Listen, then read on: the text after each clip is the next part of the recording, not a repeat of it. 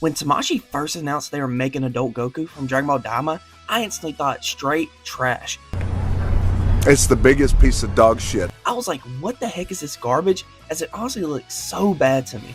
Well, except maybe one or two promos, but the rest legit did not sell me on this guy at all. Like, the knees and the torso were quite worrisome, and some of the poses they had this figure in at events didn't help my issues with the figure either. So I really thought this figure was going to be a stinker. But the figure is a budget release, so I figured I'd go ahead and give this figure the slightest chance, and now it's here, so let's get this review started. To begin with, we're going to take a look at its packaging. It's pretty simple with nothing crazy going on. The front of the box shows off the figure inside, which looks quite nice. Also, there's a promo image of the figure, as well as its name, and a reflective purple. The top of the box has nothing much going on, and the same can be said for each side of it. Then, here's the bottom, and lastly, here's the back of the box, and it's pretty bland. Really doesn't match the vibes of the figure, as it kinda looks depressing. So yeah, the packaging is pretty simple and does its job good, so now let me show you guys how this figure is. I am here to say I genuinely am sorry for trashing this figure when it first got announced, because I was wrong about many things. The first thing I was wrong about was the look. I first thought it looked bad, but it is in fact a pretty damn good looking figure. Now, it's obviously basic and lacking some seasoning, you could say, but that's just how adult Goku looks in the Daima style. And they emulated it perfect in figure form, like genuinely, it looks good. And it actually makes me like the way Goku looks in Daima a little bit more, even though I still much prefer my glorious buff DBZ Goku. But honestly, this guy isn't as skinny as I thought he'd be. Like, of course, he isn't crazy buff like the demoniacal fit Goku, but this guy still has some good mass to him. Like, his chest is popping out, and his shoulders and arms are pretty damn ripped, so that's nice. And his proportions overall are spot on to how they are in the anime, so that's good as well. Then, his hair looks nice, as it's sculpted pretty well, and has like a flat black on it. He got his Daima fit on, which definitely ain't my favorite fit for Goku, but it's not bad, and they did do a good job with it, as it flows nicely and it looks spot on to how it did in the anime. Obviously, it could use a little bit of shading, but I don't think it's fully necessary with this release. Also, could his gi be a little bit lighter orange? Maybe, because his mini versions was a different shade, and in anime I think it's a little bit lighter, but it still looks fine and not bad at all. And then his boots and wrist cuffs are sculpted nicely. So overall, the look of this figure is put together so damn well, and I really apologize for saying it looked ass. And as for the feel of this figure, it's great. He moves smooth and nothing's loose at all. All the joints are nice on this guy with no major QC errors at all. So that's great. And then what else is great are his accessories, as he comes with a good bit of stuff for its $35 price point. He first comes with 4 interchangeable faceplates. He comes with a happy closed mouth smiling face.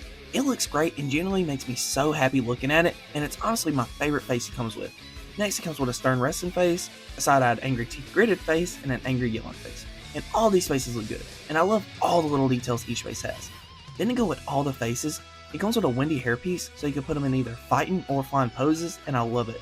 And one thing I need to mention about both of the hair sculpts he comes with is that swapping the faces takes a little effort, as his faces and bangs are in the hairpiece pretty snug, so sometimes you might have to pop the face out by grabbing him from the chin instead of taking his bangs off, then his face, as it's kinda hard to do. So yeah, just be aware of that. Then he comes with an alternative skirt piece, and it's cool as it's great for action poses and goes really nice with the windy hairpiece. Also, swapping the skirts out is pretty simple. All you gotta do is pop this torso off, and then take the blue belt piece off, and then connect it into the skirt piece, and then put the skirt on, and then the torso, and bam, you're done. So yeah, pretty simple to do. Then, he comes with 4 pairs of interchangeable hands. He comes with 2 fisted hands, 2 open ki blast Kamehameha hands, 2 clinching hands, and 2 fighting stance hands. And that's it for his accessories. For $35, it's a great selection and I have no complaints about it. And speaking of complaints, let's look at his articulation, because in the promos, I had many gripes, but I apologize because I was actually wrong about the gripes for the most part, as he can pose pretty damn well. To begin with, his head and neck area gets great range all around, as his head can look this far upwards, this far downwards, can look side to side fine, and gets great head tilt in all areas. Then, for his shoulders and butterfly joint area, I love it, as his arms can go pretty far upwards, and then the butterfly joint works great as well, as it allows the arms to cross over one another, going forwards and backwards. Oh, and they can pop out a little bit, which is cool. And what I also love about the shoulder area is the way the sleeves are designed, because now you can actually move the arms around and not have to worry about adjusting the sleeves constantly like how you have to do with the 2.0 Gokus. So I'm glad they finally got upgraded and did it this way instead of the old. Then he has a bicep swivel, double joint elbows that bend this far, and then he has good wrist articulation. Now for his torso area, which in the promos I was definitely skeptical of, and sorta rightfully so. The outer gi is actually made of a soft plastic material, so it allows the joints that he has under the shirt to move some. It's not much movement, but it is there and it helps a little bit with posing. And while we were talking about his torso area, AR Collector on Instagram actually took the shirt off and then flipped the joints around, and now he has much more crunch, so that's cool, and shout out to him for finding this out. So if you guys aren't satisfied with the crunch he comes with, you guys could definitely try this out and get some more range. Then for his waist joint, it moves well all around and allows the figure to get a little bit of crunch.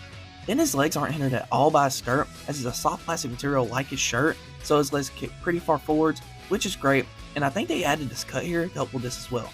Then the legs go this far backwards and really far outwards, and he has a thigh swivel. And now, let's talk about the knees. In the promos, I legitimately despised these things. Seriously, I thought they were horrible, and well, after having this figure in hand, I don't think they're as bad as I thought. They get pretty good range as they can bend past 90 degrees and aren't as ugly as I was thinking. But I'm not going to say they were great and that I prefer these over double jointed knees, because I won't. Double jointed knees are still better than this and I prefer it. But these aren't bad and really haven't limited much posing at all with this guy. Then, to sort of help with the knees, they added a joint at the boot that allows his area to go forwards and backwards some. And one thing to mention about this area is that there is no rotation, as it only goes forwards and backwards. Then he actually has good ankle articulation, as they can go up and down fine and get a great ankle rocker. And then he has a toe joint. So overall, his articulation doesn't have anything really crazy going on, and it's quite simple, but it's effective, and posing this guy has been really fun and easy.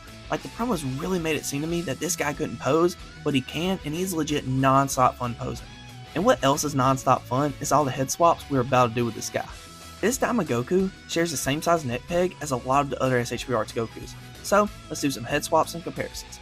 First, here he is next to the Comic Con exclusive Super Saiyan God Goku, and here's the head swap, and this is my favorite head swap I've done, because the Godhead looks so damn well in this body, especially since he is skinnier in this form, and it works so well. Pretty much got a 3.0 God Goku now, and it looks so damn sick.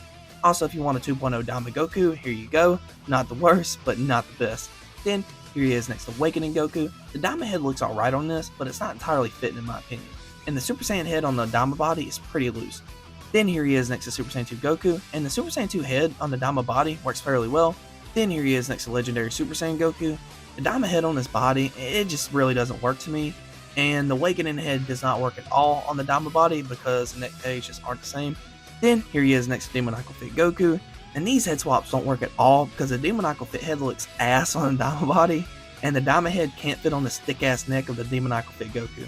Then here he is next to Super Saiyan God Super Saiyan Goku, and here's a blue head on the Daima body. Then here he is next to his mini versions. Then here he is next to Superhero Piccolo and Gohan.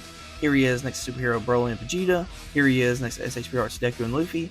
Here he is next to SH Team Gojo. And lastly, here he is next to Storm Collectibles, Use Raham.